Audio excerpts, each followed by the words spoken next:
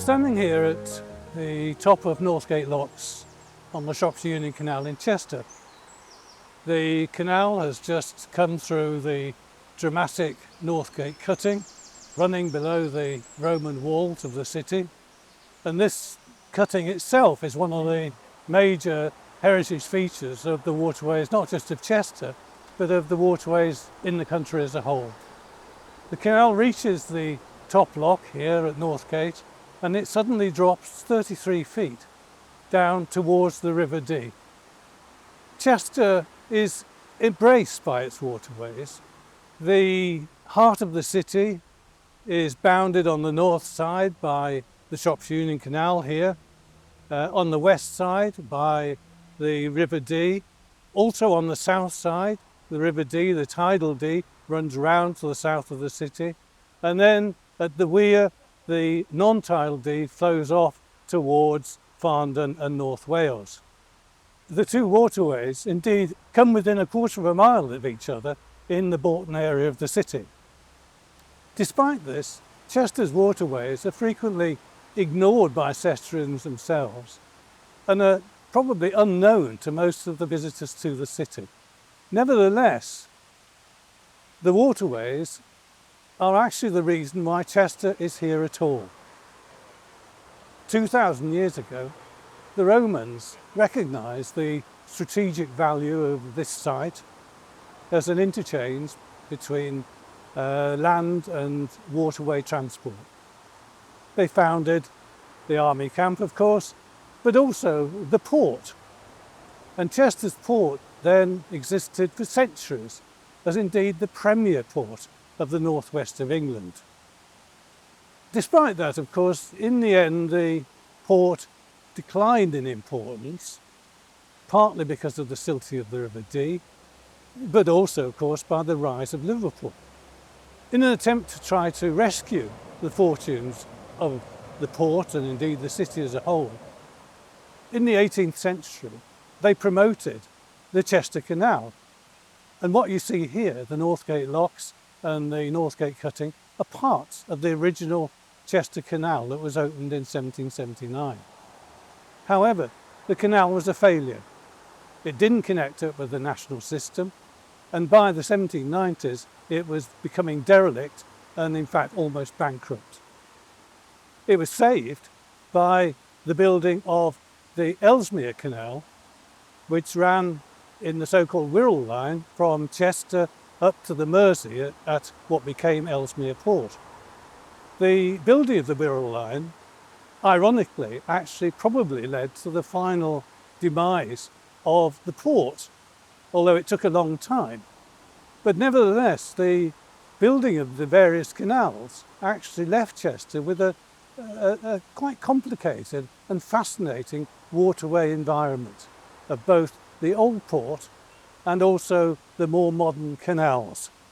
This heritage of waterways in Chester was recognised in 2021 by the designation of Chester as a heritage port, indeed the first heritage port combining maritime and inland waterway characteristics in Britain. We hope that the designation of Chester as this heritage port will be a force for actually helping to bring about increased regeneration of the waterways themselves and of the city more generally, from an economic, a social and indeed a physical environment point of view. I want to do three things in this programme. Firstly, I'm going to point out the major features of Chester's fascinating waterway system. I'm then going to describe some of the challenges that are facing the waterways, but then finally I'm going to look at some of the possible directions and objectives for the future.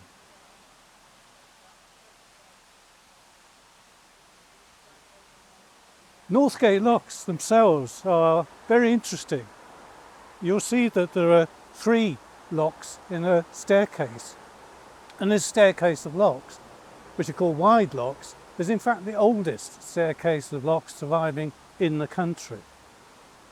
But originally This staircase consisted of 5 locks, which went straight down the hill and ended up in a tidal basin on the River Dee.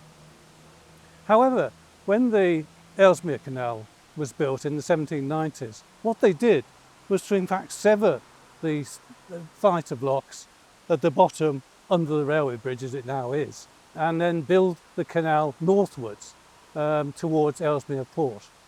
And we'll see what happens to the canal at that point when we go down the towpath and round the corner.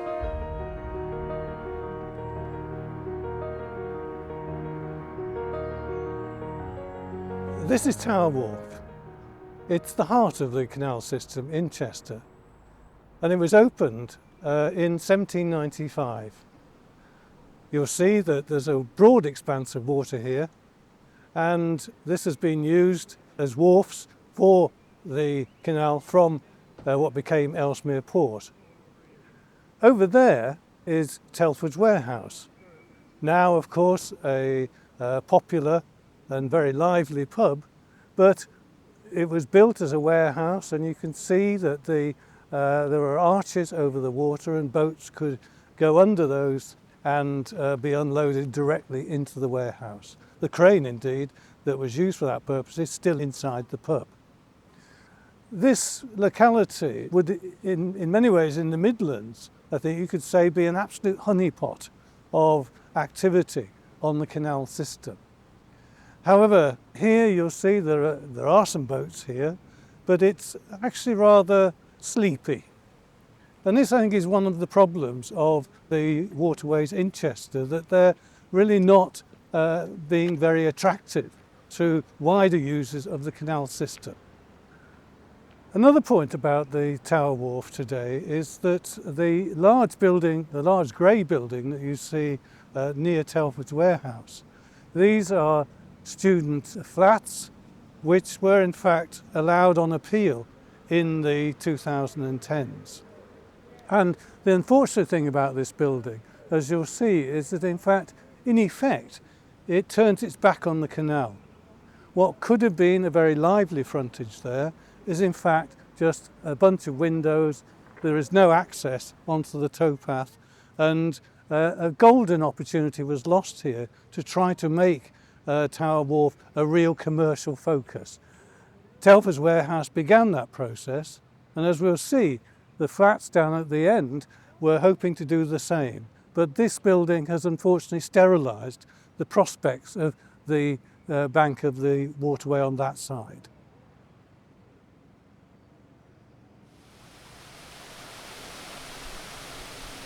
When the Ellesmere Canal was opened on the Wirral line to what became Ellesmere Port in 1795, it was an immediate success.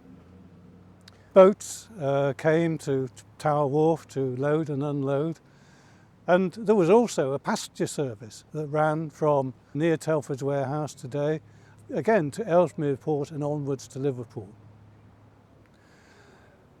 The trade developed so rapidly that in fact by 1802 they needed to expand the wharfage space at Tower Wharf, and they built the North Basin here. The basin was built and in fact surrounded by warehouses. Now those warehouses, and indeed the basin itself, were removed in the 20th century, and the basin in fact was filled in. However, in the early 2000s, the development that you see now was completed and the basin re-excavated. The flats that you see there are a real attempt to recreate the environment of the old warehouse buildings. The basin itself is unfortunately rarely used for mooring boats, but it has the potential. The one thing you will notice is that the ground floor all the way around the basin is composed of empty spaces, empty units. The hope was that these would form commercial premises for restaurants, cafes, shops of various sorts. But as you'll see, none of them have ever been let. And that is partly because it's a site rather remote from the city centre, but particularly once they built the student accommodation, it meant that effectively these premises were sterilised, and they're very unlikely to ever come into any useful commercial use. The Wirral Line Canal formed, in fact, part of a larger system, which extended initially into North Wales in what became today known as the Llangollen Canal, but in the 1830s it was extended to join the canal system, first of all on the Trent and Mersey at Middlewich, and then all the way to Wolverhampton and the Birmingham and Black Country canals. So from being in many ways a waterway backwater, Chester became a vital point on the canal route from Ellesmere Port to the Midlands.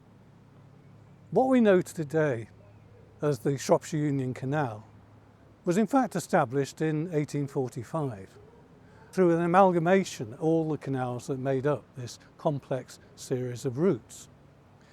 And the headquarters of the Shropshire Union Canal was located indeed in Chester here, in fact in a building which is still there near Telford's warehouse. But when they established the Shropshire Union Canal and Chester became its focal point, one thing they did was in fact to establish a boat building yard here. And that's what you see across the canal today. It's composed of the major building that you see there, which was used to build and launch narrow boats and indeed wide boats into the canal.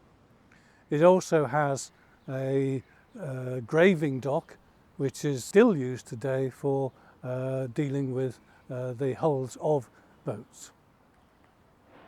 The boatyard has remained in continuous use, in fact, since it was first started in the 1850s. The Shropshire Union Canal Company itself continued to operate and build boats right up until 1921, but in that year they abandoned carrying and the boatyard became redundant to them. But in fact it was immediately taken over by various other operators, in particular the Taylor family. And indeed the boatyard is still known today as Taylor's Yard. Taylor's built many boats here in the interwar and post-war period, and after they finished in the yard, other operators took over, and it's still operating as an active boatyard today. It's one of the best examples of a traditional inland waterway boatyard in the country. When they built the Wirral Line Canal to what became Ellesmere Port, and it passed through Tower Wharf, they had of course to restore the link to the Dee that had been severed on the Northgate locks. And what they did was the rather unusual arrangement that we see today. You will see that there's a lock back there which comes off the Wirral Line Canal at a very acute angle and starts to drop down through locks toward the River Dee. This area is the Dee branch. Now the top part of it, as you can see, is used today for moorings. However, we'll see that the rest of the Dee branch is in a very parlous state and is one of the major challenges facing the waterway system in Chester today.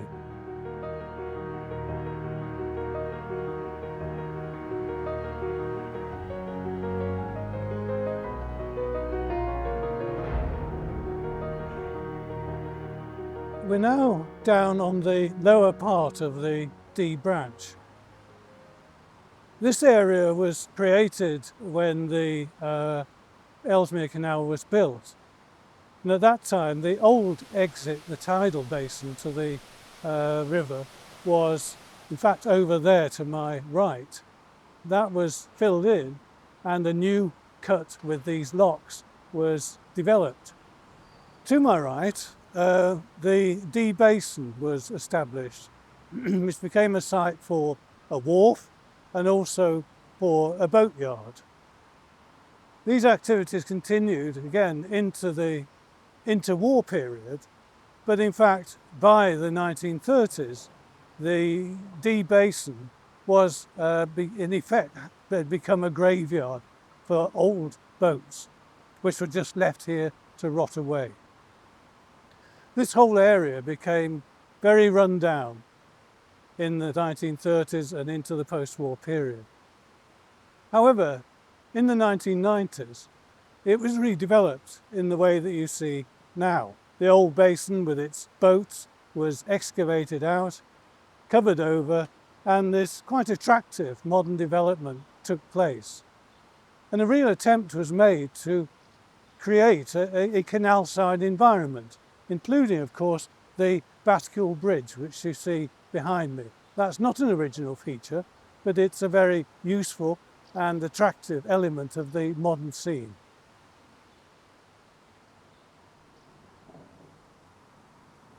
We've now reached the end of the Dee branch.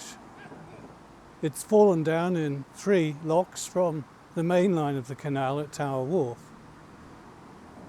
When the canal was built through to here as the entrance to the Dee, they built locks at the point that you can see now, but what they didn't have in those days was the fixed bridge over the lock that you see behind me now. Originally there was a swing bridge, which meant that vessels of any height could actually enter the basin and from the river and link up with the canal system.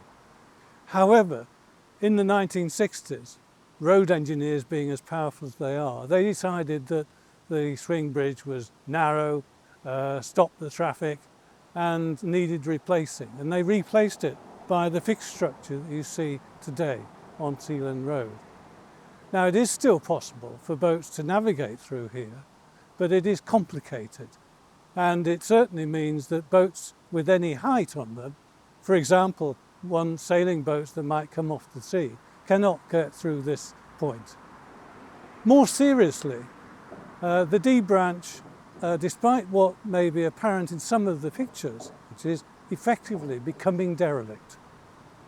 The locks further up, one of them is now padlocked and is silted up, and so effectively it's impassable.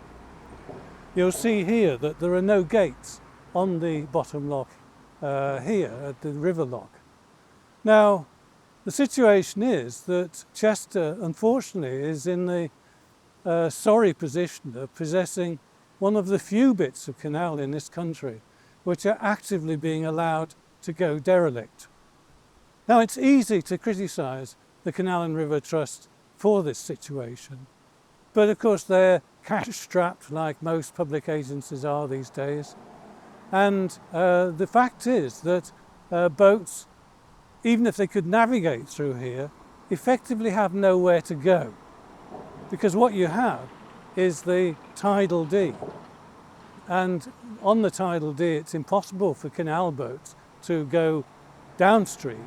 It's far too hazardous, and upstream they will reach the Weir, which is effectively impassable for boats on the tidal river. So there is a real problem with the future of this piece of waterway. Nevertheless, potentially, if this system could be opened up effectively, Chester could become a really worthwhile destination for boaters, and the canal, the Dee branch particularly, and the river would be a much more attractive environment than is today the case.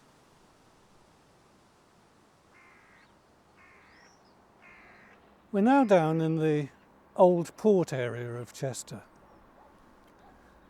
When the Romans developed their port from around the year AD 60, it's thought now that in fact they built a number of wooden wharves out into the river across what is now the Rue Dee. Because even then it's thought that there was silting, which ultimately of course formed the Rue Dee as we see it today. Over the centuries, Chester's port developed in a number of ways and in a number of places. Some of it was located for a long time immediately downstream of the Old Dee Bridge. Another part of it, called the Port Pool, was in fact located behind me in this part of the river.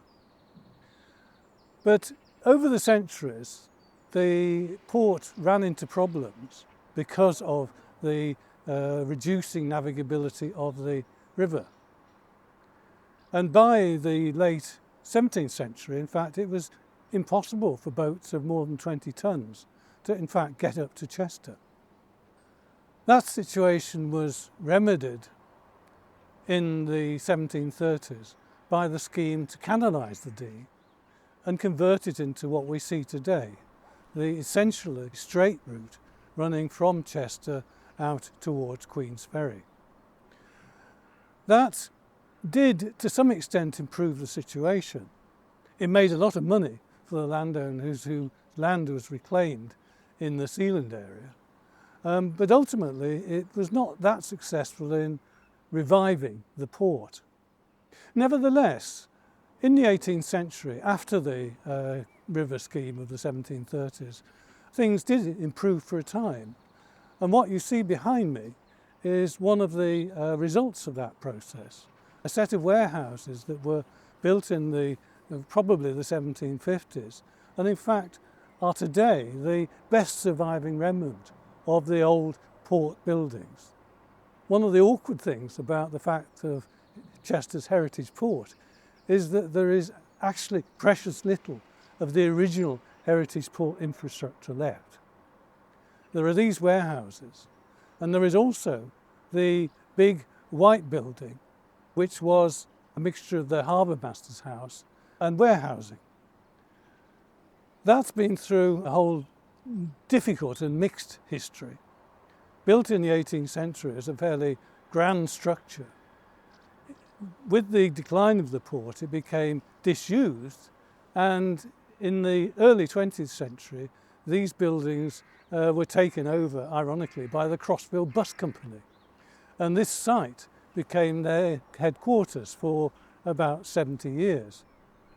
The problem was that they weren't interested in anything to do with the heritage of the old port, and the buildings fell into a rather poor state. They were unsympathetically modified, and the result is what you see today, some 18th century buildings which are in fact in a rather poor and unattractive state. As I said, the Port of Chester and its facilities actually down the centuries extended along a considerable frontage of the river. And what we're going to do now is to talk about a little more of that by walking down towards the south.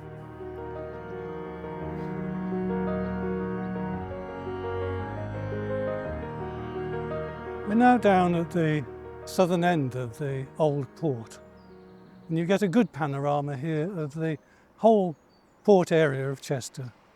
This area has seen a whole succession of uses down the centuries. Even in the 19th century, the place from which I'm speaking went through a number of uses. For example, it was an iron foundry. It contained over there a workhouse. There was a pickling factory, and more particularly in the early and mid-19th century there were shipyards here, and even as late as the 1860s a number of large iron vessels were built in the yard here and launched onto the river. We find that very difficult to envisage today. All of this development came to an end in the 19th century, and the land became in fact the city's gasworks for a long period of time. And we think in fact that the traffic in coal to the gasworks was probably the last trading activity that took place on the upper river, and that must have stopped sometime in the 1950s. All of this old, in effect, industry was swept away in the 20th century.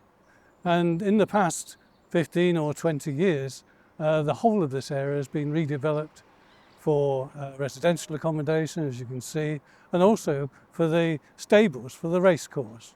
So it's now a much pleasanter environment than it would have been in the 19th century.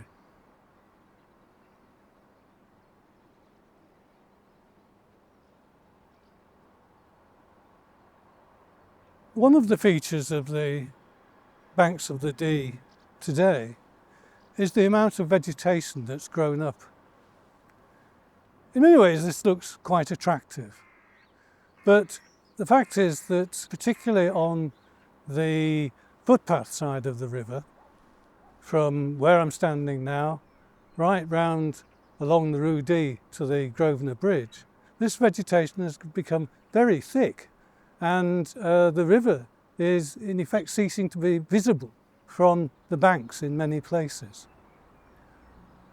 It's a pity that more efforts are not played to actually managing the vegetation. And this particularly also becomes a problem in the area of the Weir, which we'll see later.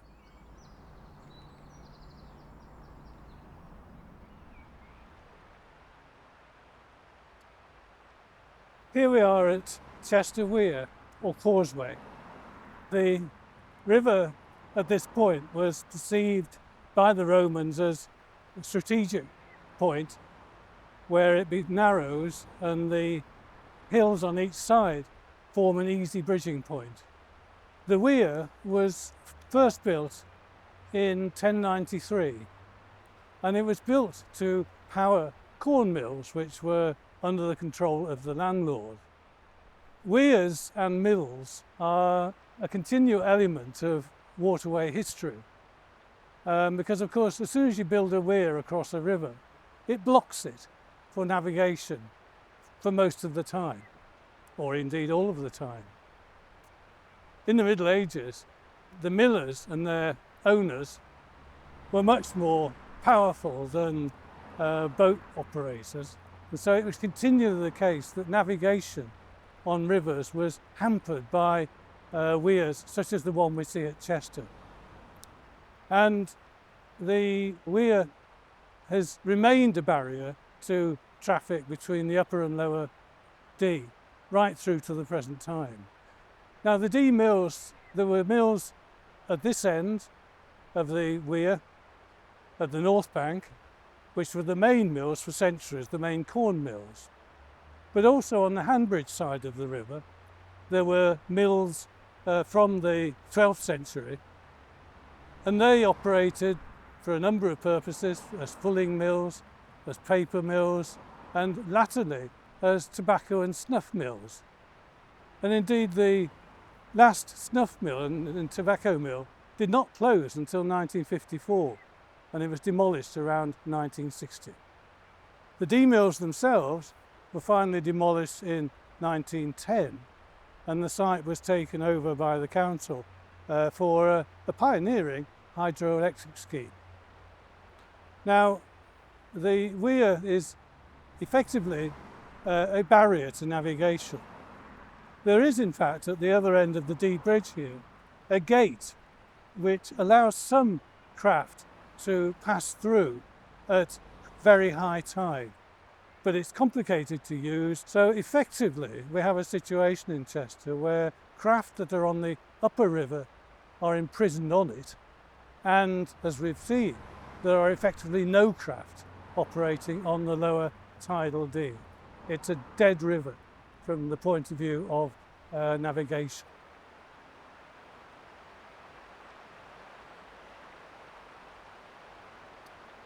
We're now on the site of the old snuff mills that used to be here in the many centuries up until the 1950s. And what you see behind me is the old mill race which used to power the water wheel for the snuff mills. Now, most of this trip around Chester's waterways, we've seen significant and interesting features, but latterly it's become rather a tale of lost opportunities, problems, what we call these days challenges.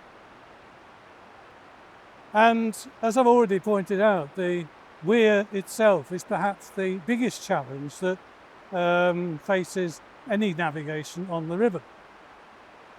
However, there is a possible way around this, which might put new life into Chester's waterways and indeed make them a joined up system, attractive both to boaters of one sort or another, but also people more generally. It could make Chester a much more vibrant waterway city. The fact is that this mill race is a lock-shaped space.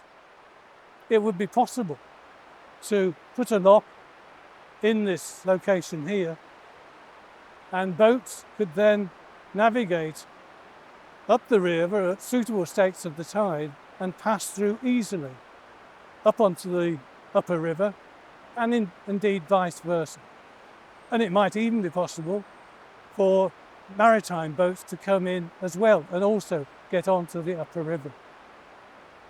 If that became possible, it would also make it worthwhile to restore the D branch of the canal. So we could have a situation in the future where Chester's waterways were not a fragmented bunch of stretches of water, the canal, D branch, the tidal D or the upper D, but in fact a continuously navigable system, a joined up system. Back in 2014, a consortium of people, Cheshire West and Chester Authority, the Canal and River Trust, the Inland Waterways Association and the Chester Canal Heritage Trust worked together to produce the Chester Waterways Strategy. And one of the things that they proposed in that strategy was to have a feasibility study into putting a lock in the mill race at this point. And we hope that in the reasonably near future, we will be able to demonstrate that this scheme is feasible and could be a major shot in the arm for waterways in the future.